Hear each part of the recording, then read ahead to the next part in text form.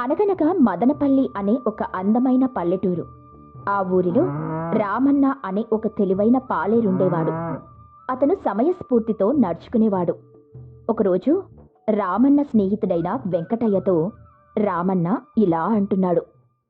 వెంకటయ్య, నేలని నిశితంగా గమనించు. మట్టిని చూసినా, గాలి గమనాన్ని గమనించినా ఈసారి గట్టి వానలు పడేలా ఉన్నాయి. నేల మట్టి చూస్తే వానలు రావటం ఏంటి? ఇది నా అనుభవం రా బాబు. మట్టిలో ఉప్పు వాసన వస్తే, గాలిదారిలో చల్లదనం పెరిగితే, చందమామ చుట్టూ మెరిసే మబ్బులు కనిపిస్తే వర్షం పడే సూచనలు. అప్పుడే అక్కడికొచ్చిన లక్ష్మి, అయితే మన గొర్రెలతో ఏం చెయ్యాలి రామన్న? వాటిని ఎలా రక్షించాలి? ముందే ఓ బలమైన స్థలాన్ని నిర్మించాలి. గొర్రెల్ని గాలి తక్కువ ఉండే చోట దాయాలి. పశువులకు తినిపించడానికి ఎండిన మేత సిద్ధంగా ఉంచుకోవాలి. రామన్న, నీ మాటలు నిజమేనా? వర్షం పడే సూచనలున్నాయా? ఒకవేళుంటే జాగ్రత్త పడాలి. ముందు చూపున్న వాళ్ళు ఎప్పుడు ముందు సిద్ధంగా ఉంటారు. ఎప్పుడు కష్టం వస్తుందో తెలియదు. ఆ క్షణం మనకి ఎదురైనా దాన్ని మనం ఎదుర్కొనేలాగా ఉండాలి. అందుకు ముందే మనం చర్యలు తీసుకోవాలి. రామన్న, మరి మా గొర్రెలకు కూడా ఆ స్థలం దగ్గర చోటిస్తావా? ఎందుకొద్దంటానమ్మా? మనం ఊరంతా ఒకటే కదా. మన గొర్రెలు, పశువులు అన్నీ ఒకటే. కష్టం వచ్చేటప్పుడు అందరం కలిసికట్టుగా ఉండాలి కాబట్టే మనందరం ముందే ఓ మంచి స్థలాన్ని చూసి అక్కడ గట్టి కర్రలతో ఒక పెద్ద గది నిర్మిద్దాం. బాగా వర్షాలు పడేటప్పుడు మనకు ఉపయోగపడిద్దిగా. అలా ఒక అర్ధరాత్రి భారీ వర్షం మొదలయ్యింది. వెంకటయ్య రామన్నతో ఇలా అంటున్నాడు. రామన్న, వానగాలులు భయంకరంగా ఉన్నాయి. ఇప్పుడు ఏం చేద్దాం? భయపడొద్దులే. మన గొర్రెలు మంచి రక్షణ చేతిలోనే ఉన్నాయి. మనం ముందే జాగ్రత్తలు తీసుకున్నాంగా. నిజమే రామన్న, మన గొర్రెలు భయపడకుండా విశ్రాంతి తీసుకుంటున్నాయి. మన గొర్రెలే కాదు, ఊళ్ళో ఉన్న అందరి గొర్రెలు, పశువులు అన్నీ ఒక దగ్గరే ఉన్నాయి. మరుసటి రోజు వర్షం తగ్గాక ఊరి పెద్ద రాఘవయ్య, రామన్న, నీ ముందు చూపుతో మన ఊరు గొప్పదిగా నిలబడింది. మిగతా ఊర్లలో చాలామంది తన పశువులని పోగొట్టుకున్నారు. మన ఊరికి మాత్రం ఎలాంటి నష్టమూ రాలేదు. ఇదంతా నీ వల్లేనయ్యా. నా వల్ల? ఎలా? మరి మీరు మాతో పంచుకున్న జ్ఞానం వల్ల ఇది జరిగిందయ్యా. ముందుగా మేమందరం మీకు రుణపడున్నాం. ఒక మంచి నాయకుడు మమ్మల్ని, ఈ ఊరిని చూసుకుంటున్నారు కదా, అందుకే మా ఆలోచనలు కూడా మీలాగే ఉన్నాయ్యా. నువ్వు చాలా తెలివైన వాడివి రామన్న. మన తెలివితేటలు మనతోనే ఆగిపోకూడదు. 10 మందికి ఉపయోగపడాలి. అవునయ్యా, మీరన్న మాటలు నిజం. ఇప్పుడే నాకు అర్థమైంది. ముందుగా ఆలోచించటమే నిజమైన తెలివి. ముందు చూపు అనేది వయసుతో వచ్చేది కాదు. గమనించే కళ్ళుండాలి. ప్రకృతిని చూడాలి. అనుభవాన్ని వినాలి. అప్పుడే భవిష్యత్తు బాగుంటుంది. మన ఆలోచనలు కూడా బాగుంటాయి. ముందు జాగ్రత్తలు తీసుకోపోతే పశ్చాత్తాపం తప్పదు. జీవితం అనేది గాలివానల మధ్య నడిచే ఓ ప్రయాణం లాంటిది. ముందే కనపడిన మబ్బుని గమనించాలి. నమ్మకంగా నడవాలి. అలా కొన్ని రోజులు గడిచాయి.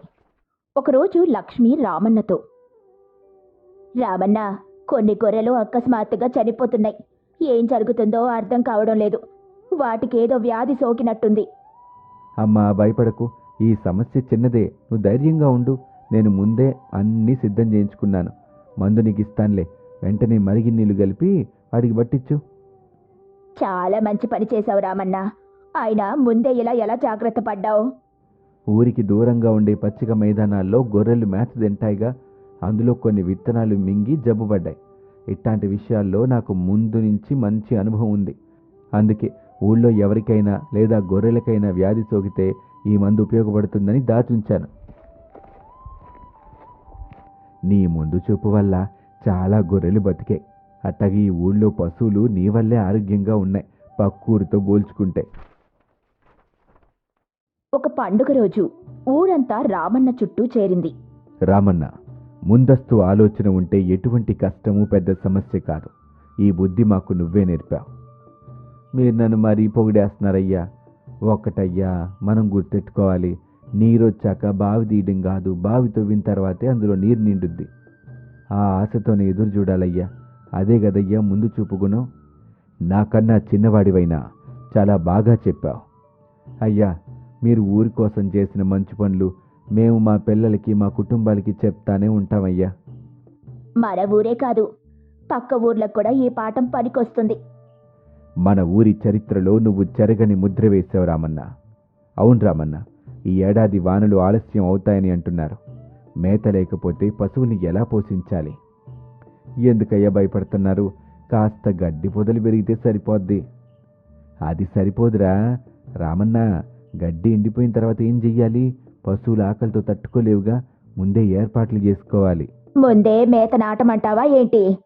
అవునమ్మా, చెరువు పక్కనున్న మట్టిని ఒక మైదానంగా మార్చి గడ్డిని పెంచుదాం. మట్టి తడిగా ఉంటే వేర్లు బాగా పెరుగుతాయి. నిజమే రామన్న, అంత గడ్డి ఉత్పత్తి చేస్తే వాన రాకపోయినా పశువులకి ఆహారం దొరుకుద్ది. కేవలం నాటితే సరిపోదు, చిన్న చిన్న నీటి కుళాయి గొట్టాలు కూడా అమర్చాలి. నీరు తక్కువైనా గడ్డి బతికిపోతుంది. నీ ఆలోచన బాగుంది రామన్న. అయినా ఈ పనికి ఊరి మనుషులంతా సిద్ధంగా ఉన్నారో లేదో కనుక్కుందా.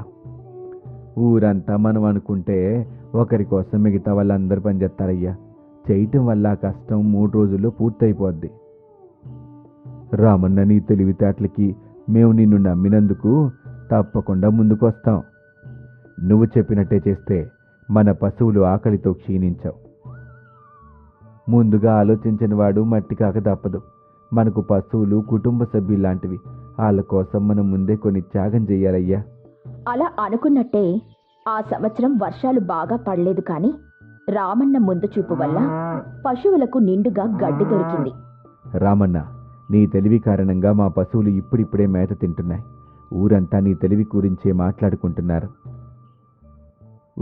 ఒక చెట్టు నాటితే అది 1000 మందిని రక్షించిందంట. ఈ మాట నిజమైందయ్యా రామన్న నీ పనిలో.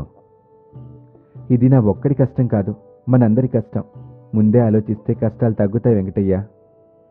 రామన్న, గడ్డి గురించి ముందు చూసుకున్నా, కానీ ఇప్పుడు చెరువు నీరు బాగా తగ్గిపోయింది. మిగిలిన నీరు వేసవిలో మనకు సరిపోతుందంటావా? అందుకే మనం ఇక నుంచి నీటిని పొదుపు చేసే పద్ధతులు పాటించాలయ్యా. చెరువులో పెద్ద రంధ్రం తవ్వించి మిగిలిన నీరు అక్కడ నిల్వ చేద్దాం. మనం చెరువులో 3-4 చోట్ల లోతు పెంచుకుంటూ పోతే వేసవిలో నీరు చివరి చుక్క వరకు మనకు అందుతుందయ్యా. బాగుంది, సరే, మనమంతా కలిసి గుంటలు తవ్వుదాం. ఊరంతా తిరిగి చెప్పాలి. ప్రతి కుటుంబం ఒక్కో గడియంత పని చేస్తున్నా త్వరగా పని పూర్తయిపోతుంది. మరోటి, చెరువుకొచ్చే ప్రతి ప్రవాహాన్ని చిన్న మట్టి దారితో మళ్లించాలి. చెరువుకి మంచినీటిని అందించాలి. పొలాల మధ్యలో చిన్న మట్టిదారులు పెడితే వర్షపు నీరు నెమ్మదిగా నదిలోకి వెళ్తుంది. మట్టి కణాలు అక్కడే మిగిలిపోతాయి. మన చెరువులు మంచినీటితో నిండిపోతాయి. నువ్వు చెప్పిన పద్ధతులు మన పిల్లలకి కూడా నేర్పాలి. నేర్పించటం ఎందుకు? మనల్ని చూసి వాళ్ళే నేర్చుకుంటారు. తెలివనేది ఏ ఒక్కరికి పనికిరాదు. అది తరతరాలకు ఉపయోగపడాలి. మనం చిన్నపిల్లలకి నీటి విలువని, మట్టిని పరీక్షించాల్సిన బాధ్యతని నేర్పించాలి. రామన్న, నీ మాటలు మాకు కొత్త దారులు చూపిస్తున్నాయి. మన ఊరికి ఎప్పుడూ కరువుకు భయపడాల్సిన పని లేదు. అలా ఒకరోజు రామన్న చిన్నపిల్లలతో, చూడండి పిల్లలు, ఇదే మన చెరువు, మన ఊరికి ప్రాణాధారం. నాన్న, ఇంత నీరు ఎక్కడి నుంచి వచ్చింది? ఎండాకాలం రాకముందే మేం చెరువుకి చిన్న చిన్న ప్రవాహాల నుంచి నీరు మళ్ళించాం. మట్టిదారులు కట్టాం. అందుకే ఇప్పుడిక్కడ నీరుంది. అయితే ఇప్పుడిక్కడ మేము ఏం చెయ్యాలి? మీరు చెరువులో చెత్త వేయకూడదు. ఒక్క చీపురు పత్రం కూడా వేసినా నీరు కాలుష్యం అయిపోతుంది. సరే నాన్న, చెరువు నీటిని మన కళ్ళలాగా కాపాడుకుంటాం. ఇంకో సంగతి, వానొచ్చినప్పుడు నీరు నేరుగా చెరువులోకి రాకుండా పొలాల వద్ద చిన్న గోతులు దవ్వాలి. వాటిల్లో వర్షపు నీరు నిలిచి మట్టికి తేమొస్తుంది. అంటే పంటలకు మంచిది, చెరువుకి మంచిదన్నమాట కదా? అవునమ్మా, నీరు భూమిలోకి చేరితే చెరువులు నిండుతాయి, పంటలు పుష్కలంగా పండుతాయి. ఆ రోజు సాయంత్రం ఊరంతా తిరిగి పిల్లలు పెద్దలను కలుసుకుంటారు. నాయనమ్మా, మన పొలం దగ్గర చిన్న గొయ్యి తవ్వుదామా? ఈ ఊరిలో రామన్న మాకు చెప్పినట్టు చిన్నారులే మాకు గుర్తు చేస్తున్నారు కదా. అప్పుడే అక్కడికొచ్చిన రామన్న, తెలివిని పిల్లలకి బోధించటమే మేలైన ముందు చూపు. మనం నేడు నాటిన జ్ఞానం వృక్షం రేపు పళ్ళిచ్చుద్ది.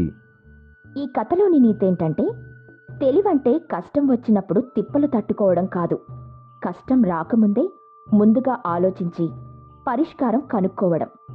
నీరు, మట్టి, ప్రకృతిని కాపాడడం మన బాధ్యత.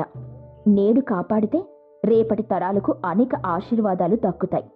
పిల్లలకు చిన్నప్పటి నుంచే సహజ వనరుల విలువలను నేర్పిస్తే వారు గొప్ప భవిష్యత్తును నిర్మిస్తారు.